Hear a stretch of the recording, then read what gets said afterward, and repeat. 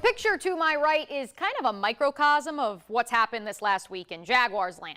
We begin with the mysterious benching of James Robinson, which Urban Meyer adamantly denied was intentional. Then came reports via the NFL Network itself that it was Meyer that ordered the benching and that Meyer had also gotten into a heated exchange with wide receiver and captain Marvin Jones, prompting Jones to storm out of practice. Again, all in the last week. Trevor said that he did meet with Shad Khan on his super yacht Kismet on Tuesday night. He had no indication at that time, according to Trevor, that Urban Meyer would be fired. He said that Khan just wanted to get the pulse of the team. Trevor did say it has been a turbulent last 2 days, but now the Jaguars just want to focus on moving forward and looking ahead to the Houston Texans, who come here to Jacksonville to play Sunday at 1 p.m. The Jaguars added Jihad Ward, but I view him as more of a true defensive end. They drafted Jordan Smith, but he's super raw. In a 3-4 base defense, who will be the other designated pass rushers besides Josh Allen and Kayvon Chason? I think that lack of depth could come back to haunt the Big Cats. Watch your mouth. Okay, fine. Josh, you have been through off-season programs before. Yeah. How is this one different so far under Urban Meyer? It's different. I know I asked you the other day, last week you woke up, an NFL head coach heading out to NFL practice, but how's tomorrow going to feel? Well, we're really, all of our coaches are anxious to see these guys. I'm literally going to put the transcript up here on your television screen so you can read that yourself. Because for whatever the reason, this honest answer has sparked an NFLPA investigation and drawn the ire of national pundits. Personally, I don't understand how or why this struck such a chord. Per NFL guidelines, if an unvaccinated player is a close contact, let alone tests positive for the virus, they are out 7 to 10 days. If a vaccinated player is a close contact, they can continue practicing.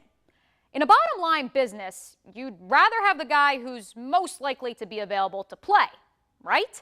Giving up 273 rushing yards to the 27th ranked rushing offense in the NFL. Not exactly a winning recipe for any team, let alone the struggling Jaguars.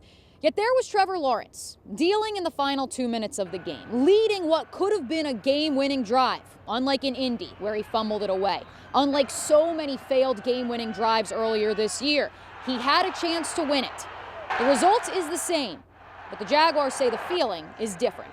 Well, for the first time since 2019, my friends here with the Teal Street Hooligans, Bold City Brigade, are tailgating, and a full capacity crowd is allowed at TIAA Bank Field for the very first time. We got a birthday boy over here. You knew the fans were going to show up. You've probably heard of Harry Potter and the Chamber of Secrets, or Harry Potter and the Half-Blood Prince.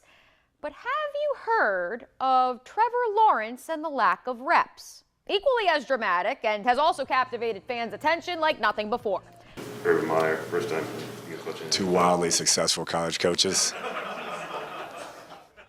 So if you couldn't tell by the tone of Cliff Kingsbury's sonorous voice, yes, that was a joke. Urban Meyer just a little bit more successful than the air raid protege Kingsbury was in 6 seasons in Lubbock.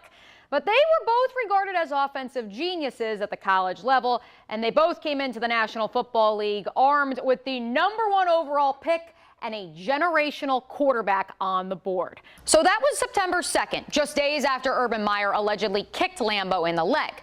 Lambeau missed some kicks in the preseason, but finished 2 of 2 in the final preseason game on August 29th. Then came the regular season.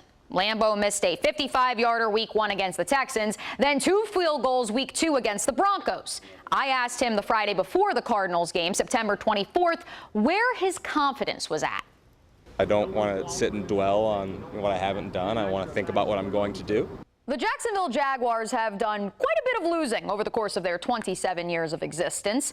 119 losses over the past decade, to put a number on it. And they had already lost 13 games entering today's game in Foxborough. But this week, the Jags reached historic levels of losing at the hands of Jacksonville's native son, Mac Jones, no less. We'll get to the Bulls grad here in a second. Opening drive of the game, it's Damian Harris who gets the ball rolling for the hometown team. Harris's first of 2 touchdowns on the day, the first of 4 rushing touchdowns for New England. The next 2 Trevor Lawrence interceptions couldn't be blamed on his lackluster receiving core, though. Third quarter, Kyle Duggar reads Trevor all the way and brings it to the 1. Ramondre Stevenson would punch that that in for yet another Patriots score, making it 43. Lawrence did end his touchdown drought in garbage time. The screen pass to Dare Ogunbowale goes 28 yards to the house, the first receiving touchdown of Ogunbowale's career. Lawrence's first touchdown pass since, get this, Thanksgiving. That touchdown also ensured that this would not be the largest margin of defeat in Jaguars history. Instead, it's only the third worst loss in franchise history. 50-10 is the final. Tough day at the office, to say the least.